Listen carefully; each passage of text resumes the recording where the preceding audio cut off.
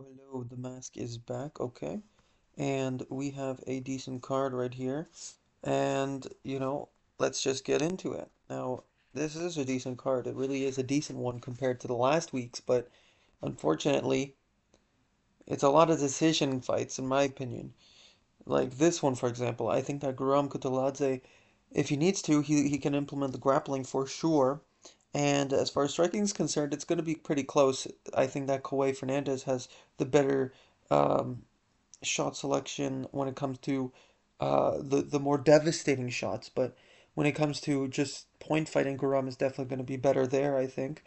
His elbows are really nasty, but he does not have the best of chins, and that's worrying. So I'm going to have to say a 29-28 decision, where it's sort of like the Jordan Vucenic fight, where he implements some grappling, but he's actually a little more dominant in the striking than in the Jordan Vucenic fight. And speaking of that guy, he's also on the main card, which is crazy since he beat Jordan Vucenic. And then Callum Loughran versus Nathan Fletcher. Callum Loughran is really not impressive anymore. Um, I'm surprised that the odds are so close now because yes, he's got this like short, compact style where it's like, oh, he can maybe fend off some of the takedowns, but the issue is that he's not really that devastating on the feet, at least not from what he's shown in the UFC, to make me think that he can make up for the control time or the little pitter pat shots that Nathan Fletcher would land with his devastating shots. It's because he doesn't really, not only does he not show a great deal of power, but he's also not really been able to land it much. Like, on a short notice, he lost to Jake White Kong Hadley, the GOAT, Um, and he really looked terrible in that fight, to be honest. He couldn't land the right hand. It was like very predictable, more so than Vittori. People compare him to Vittori in his simplicity. I've seen some of that. I think they're just seeing the looks. He's really more comparable to a Roman Dolidze at bantamweight, which is crazy. So yeah, I mean, it's not really, and with less tools even. So I mean, it's not really a question to me that this is going to be another decision. Could be a submission. But he has too much of a blockhead that I'm not going to pick that. So decision, and then Shauna Bannon versus Punja Tomar. Shauna Bannon has had better competition. She has the more technical fighting style. She has the reach, okay. Punja Tomar just mostly throws big, meaty hooks. That's my analysis for this fight. Okay, what do you expect? It's women's MMA. I mean, you can't predict women's MMA, so I'm just going off of what I think should get the win. And then Andre Puliev versus Christian Leroy Duncan, CLD. This one's a tricky one because I think that yes, this they made this so that Christian Leroy Duncan can get a comeback win. Not a comeback in the sense that oh he's gonna lose some of the fight and then come back and get the KO late. Although I could see that, but that's not what I'm actually meaning in that. I'm saying like Puliev is being put here to show that CLD is still a contender after that brutal loss to Gregory Rodriguez. And I don't think that he has that top pressure, or in general that pressure that a um, Rodriguez does, Gregory Rodriguez. Andre Puliev, I'm referring to. I don't think that he has the takedowns, and I don't think that he has the striking, the at least aggression in the striking. And ultimately, yes, it is worrying that Leroy Duncan has always had a suspicious takedown defense. That's always something I've been worried about. And in general, the grappling hasn't been too spectacular on his end, so that's always a worry, but I'm gonna have to go with a round three TKO. I'm gonna say that the elbows in the clinch and then all else, the spinning attacks even, is gonna be too much, and then it's gonna just be a pity TKO on the fence due to Andrei Puliev not really doing much at the end, getting fatigued. So I'm gonna say round three TKO due to fatigue and exhaustion. Marcin Tybura.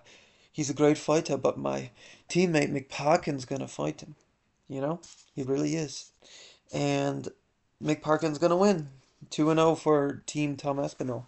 I'm gonna pick him by decision, maybe late rounds KO. I could see a submission even if Marcin somehow gasses late in the fight.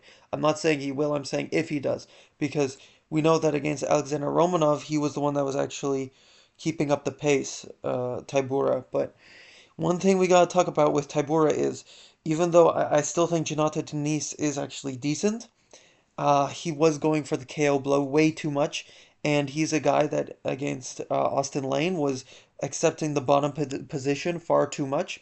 Once he saw that Marcin Tybura got rocked in the first round, he kind of just went for the KO and didn't really care about keeping the technique, keeping things like competitive on the feet instead of getting into a clinch where it's not really your game. And Mick Parkin is actually good on the grappling as well. So if it gets there, I can kind of trust him to get the right positions in the grappling exchanges that he needs to get back up to his feet. Because we saw in his Contender Series fight, yes, he got taken down, and that's a worry for sure against a guy like Marcin Tybura, but he managed to get back up to his feet quite well, although there were some struggles initially, and he showed actually ability to get the submission afterwards. So I think he's well rounded enough, and I think that his striking is very good, very good hooks, jab even. Um, you know, what people say about him is true. He is for a heavyweight pretty technical. He is slick Mick. Okay, so I'm gonna say decision there. And then we got Felipe dos Santos versus Lunar Kavna. This ultimately comes down to you know, is Lunar Kavanaugh going to have the devastating shots enough, like a Manel Cap, to sort of deter Felipe dos Santos? Because he does still go after it despite losing in the majority of the sequences in a fight. In the Manel Cap fight, he wasn't really deterred. He kept coming forward, despite the fact that Manel Cap was landing the more devastating shots. And so, will Lunar Kavna have the shot selection and the power within those shots to deter him from just overwhelming Lunar Kavna from Dos Santos, the pressure to pressure? Will he have that ability to deter him from such pressure? And I'm not so sure. So I'm gonna have to say it's gonna be really close because in his first fight in the UFC, it didn't look that good. It didn't look like he had the power, so to speak. Yes, he was technical, absolutely. He's definitely a prospect to look out for. But as far as the power in his shots, I'm not so impressed. So I'm gonna say a actually close 29-28 decision, maybe a 30-27. And Jai Herbert versus Chris Padilla. This one, I'm really surprised at how people are viewing this one. Really surprised. And everyone is picking Padilla just because, oh, he had a close fight with Ronaldo Bedoya. He's having too many close fights at this point. Like, what's going on? How can he have so many close fights when he's supposed to be this tall, long, ragey Leon Edwards type of guy? First of all, you don't really know, like, what you're talking about. Um, he is really good at this fundamental kickboxing game, keeping it at his range. He has a massive reach, massive height advantage. I mean, just look at them in the weigh-ins; it's crazy. And Chris Padilla is not the kind of guy like an Ilia Topuria who's going to be able to capitalize massively. He's way too patient for his own detriment, to his own detriment. And yes, when he throws, he's accurate. He has a really good right straight, really good elbows for sure. He even flaunts that elbow when he's announced in the weigh-ins and in the when Bruce Buffer announces him or whoever else does the announcements in the Apex.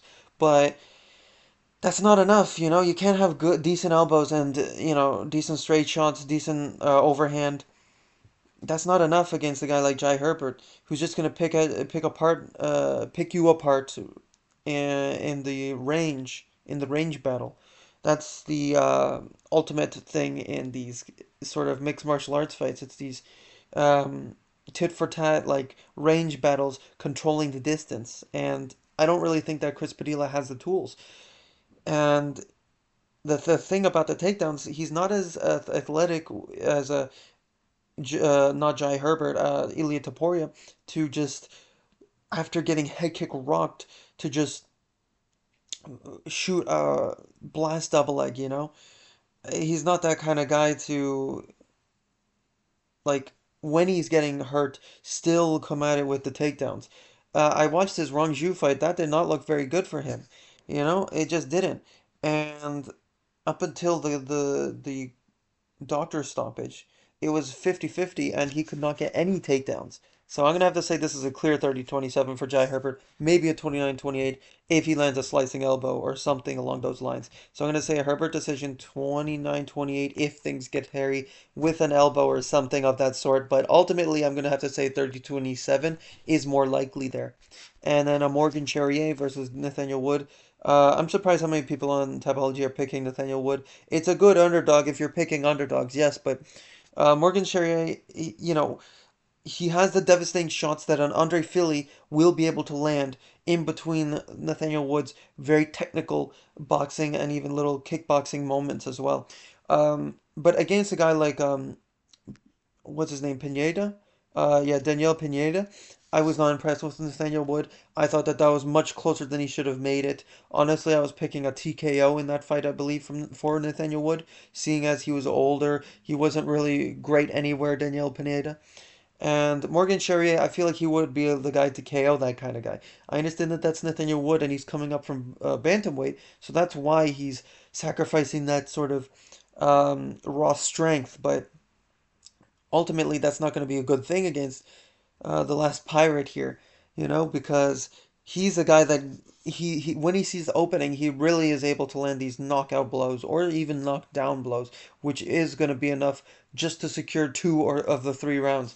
And so, even though I definitely could see this going to a decision based off damage or more effective striking for Morgan Charrier, I'm gonna have to say around 3 TKO again, just because I think that Nathaniel Wood, he can have like really good first and second rounds, but then ultimately he gets like rocked for the end of the second or even the first, and then ultimately Morgan Charrier builds upon that, and then he finds the KO in the third, just off of Nathaniel Wood not doing enough, and he's not really threatening Morgan Charrier in any significant areas of the game.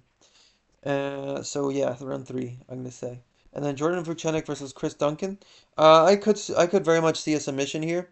It's just that Chris Duncan, he does have decent submission defense. He does have a bit of a blockhead. So it's kind of hard to say. I could totally see this being a decision, but I'm gonna say around two sub for Vucenic, just off of what the history I've seen from him outside of the UFC. Now he did get out grappled by Guram Kutuladzé, but that was a short notice fight, so he wasn't really expecting a grappling game from him. And on top of that, he does have an underrated grappling game. Like he actually went tit for tat in the grappling exchanges 50-50 against Mentuj Gamrot early in his career. So that shows you know, just how great his grappling is. Underrated, very much so. So I'm going to say a second round submission. I think that Chris Duncan does have some good moments on the feet, but ultimately he gets taken down in sub. When things get a little hairy for Jordan Futenik, when it's a little 50-50, but Chris Duncan lands the harder blow, and then he's like, okay, I got to take this down to the ground, and he successfully does so. And this one as well, I'm going to go with a submission. I'm going to say round three, ultimately, Molly McCann does some good, big midi hooks. Good shot selection in the first round. Fast, explosive hooks. Um, as she usually does, Molly McCann is very known for those big explosive hooks into the range. Sometimes she has okay jabs, sometimes she has okay overhands, but it's usually the hooks. Um, and she's not really good in the jiu-jitsu. She's not really good in the grappling. Yes, she got the I think it was an arm. Was it an arm triangle? I don't think so. It was an armbar. No, not Hannah Goldie. Yeah, against Diana Belbita, armbar. So, offensively she could do okay, but defensively she's not all there in the jiu-jitsu department. And I think that in the second round, Alexia is going to be able to take over, land decent shots at range, being the longer, taller. I mean, yes, she's same height, but in the actual octagon, she's gonna fight taller, especially with her range advantage. I think that she's gonna just use her reach, use kicks. Molly McCann's not really good when it comes to defending those either. And I think that she's gonna have long, straight punches down the pipe that's gonna frustrate Molly McCann. Maybe she goes for a takedown in the third off of just pure frustration, and then get submitted off of her back, or maybe a sloppy takedown into an armbar, something like that. Maybe a crucifix position. And I just don't think she's good on the ground, so I'm gonna say a round three submission for her. Any way she really wants for Alexia. And then Gunnar Nelson versus Kevin Holland. You might be thinking, oh, another submission back to back to back. No, I actually think that Kevin Holland's a great pick here. I'm surprised that everybody's picking Gunnar Nelson. I'm gonna have to say a round two TKO because maybe a devastating flatline KO because you got to consider Gunnar Nelson hasn't been looking that good in his feet or on his feet lately. Yes, he has shown a decent karate style in older fights in his career against Gilbert Burns or Leon Edwards, but that was way back in the day when those guys weren't even on the contention for the title. This is way back. So now we see him almost struggling in certain moments to get Brian Barberina out there in the first round. And yes, he definitely did that, but it was late in the first round. He had like 10 seconds left in that round to do so. And then he's been out for something like 2 years. So I'm certainly not liking the inactivity. I'm certainly loving the height and reach advantage for Kevin Holland.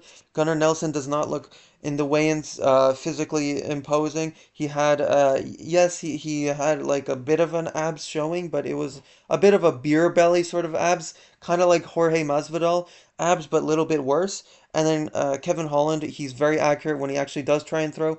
And I think that his media day is actually showing that he's a lot more calm than his last fight. He's going against a much less physically imposing guy, much less weighty. Now, granted, he does have a similar style in that he gets the back take quite easily, but it's if he gets there. And I don't think that he'll be able to get good shots, good takedowns on Kevin Holland to do so. So I'm going to have to say a round two TKO after a tough-ish first round off of fighting off grappling exchanges. And then Jan Blachowicz versus Carlos Ulberg. I think that this is a really interesting fight. I'm surprised how many people are picking Jan Blachowicz, but I'm going to have to go with Carlos Ulberg just purely off of the fact that Carlos Ulberg, his left hand is so accurate. We were watching his last two fights, even, watching some highlights from his older fights, even before then. And on top of that, he's so active. Jan Blachowicz is the complete opposite. Older, more injuries. He has gotten KO'd before, especially due to the blitzes, which Carlos Ulberg is known for, countering such blitzes against an Alonzo Menifield, for example. He has beautiful counters off the left hand. And Jan Blachowicz, he is really, yes, sometimes he's been much more educated in these more recent fights in his career in blitzing, but he has shown ability to just do that Alonzo Menifield, just wild blitz early in the fights. Not early in the fights, as early, like against Thiago Santos, I believe it was the third round, maybe second round, that he actually did end up going for the blitz and then get viciously KO'd. Well, you could say it's a TKO, but either way, to me, it was quite vicious. And, if Thiago Santos is going to be able to land that on you, who isn't as much known for such counters, he is known for the power, granted, but he isn't known for the technical counters in the kickboxing range. I think Jan Blachowicz is not going to be able to do such kind of blitzes, even if it's much less to much less of an extent that he did in that fight. We've seen that a little bit against Alex Pereira, even in his last fight against Alex Pereira. Now, granted, he didn't really do that against Magomed Ankalaev, but I rewatched his Alexander Rakic fight. He did it there. He did it in what was it? Glover Teixeira fight. And Carlos Ulberg, granted, he has shown in the Dao Jung fight, I think it was. Yeah, he has shown in that fight that the leg kicks is a problem. I actually thought that he lost against Volkan Oezdemir. Even rewatching that fight still to this day, I watched it yesterday, and I mean, I still thought that Volkan Oezdemir won rounds one and three, although rounds two you could give to Carlos Ulberg. I'm not mad at that. And round three was kind of tit for tat. pretty much Carlos Ulberg was landing more accumulative strikes, and the damage was showing more on Volkan's face. So I wouldn't be mad at you for giving that to Carlos Ulberg. I still to this day though think that Volkan won that. And the reason why Volkan was able to do that is because he was able to get a little more aggressive with those hooks and with those counters. Jan Blachowicz isn't as much known for the counters, I would say. He's got these like sometimes he'll throw decent counters, but he's got more of these oafy, slower ones. And for him to be able to land these sort of shots that a Volkan Oezdemir will, with these more educated sort of pressuring exchanges up against the fence, I don't think that it's gonna be the same for a much older, withered, injured at moments in his career, especially as of lately, Jan Blachowicz. So I'm going to have to say a 29-28, very close decision for Carlos Solberg. And then Sean Brady versus Leon Edwards. I'm going to have to say this is a really, really, really tough one. Don't get me wrong, really tough to predict. But I'm going to have to say a 48-47, maybe even split decision for Leon Rocky Edwards. And this ultimately comes down to the fact that the knees in the clinch are devastating. The counters are very devastating on sloppy shots. Leon Edwards has very underrated jiu-jitsu and a takedown defense. Ultimately, he's been fighting against very high level grapplers and wrestlers for the most part within his UFC career, and especially as of late. And he's a really good underdog. Sean Brady, yes, it's worrying that against Gilbert Burns he was showing really good pressure, kind of similar to Bilal Muhammad. But then again, if you actually watch those fights, Gilbert Burns was having very big shots landed on Sean Brady. It was just due to the fact that he wasn't throwing enough, and Sean Brady was keeping the pressure on, but he would still give him moments, and Gilbert Burns wouldn't capitalize enough. And he also didn't have the power enough, I feel, to deter him. And he wasn't throwing as much as a Bilal Muhammad. But then you go to the Bilal Muhammad versus Leon Edwards fight, it's also not quite the same because Bilal Muhammad was hand fighting a lot more, constantly winning the in close boxing. And Sean Brady, I'm not sure if he has the style to do that because he gives up ground sometimes, and the kicking range is there sometimes. He did lose the boxing exchanges to Bilal Muhammad, even worse than Leon Edwards, I would say. The uppercut was there for Bilal, but Sean Brady doesn't really throw the uppercut in the same way that a Bilal does. I'm referring to Sean Brady here, of course, and ultimately, he could implement some really good grappling exchanges. And if he gets it there, it's very worrying for Leon because, of course, we all know that he has slightly better jiu-jitsu than Bilal, Sean Brady. And we've seen it. We've seen it enacted against a Kelvin Gastelum. We've seen it enacted against um, Jake Matthews and a Michael Chiesa. And the ultimate thing is, Leon Edwards really, really looked like he was a welterweight, and Sean Brady really kind of, at least in the height, just didn't.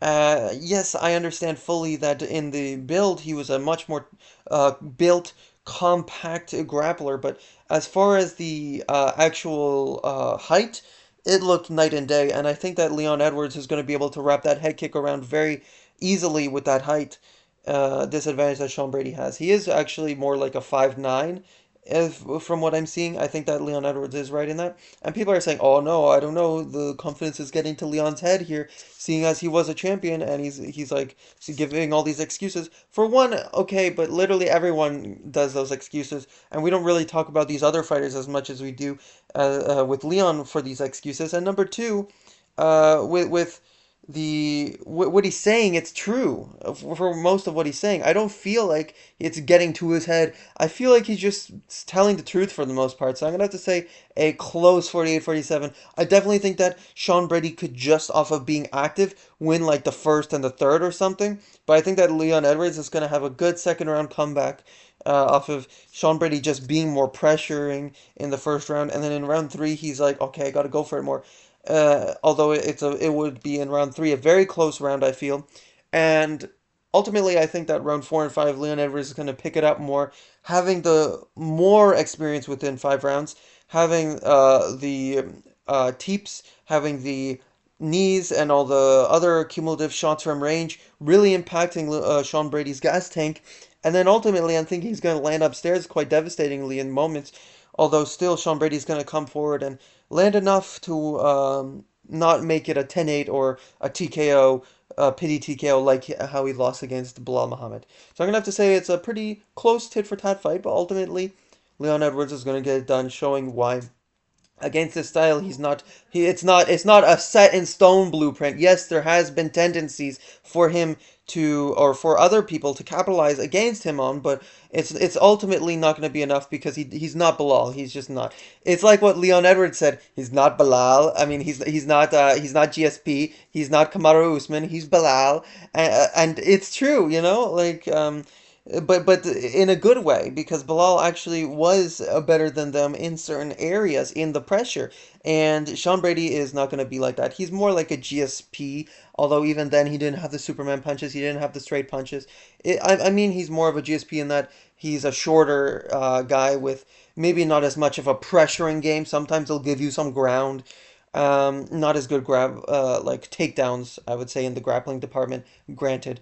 But yeah, those are my predictions. Thank you so much for watching. Like, comment, subscribe. Masked MMA out.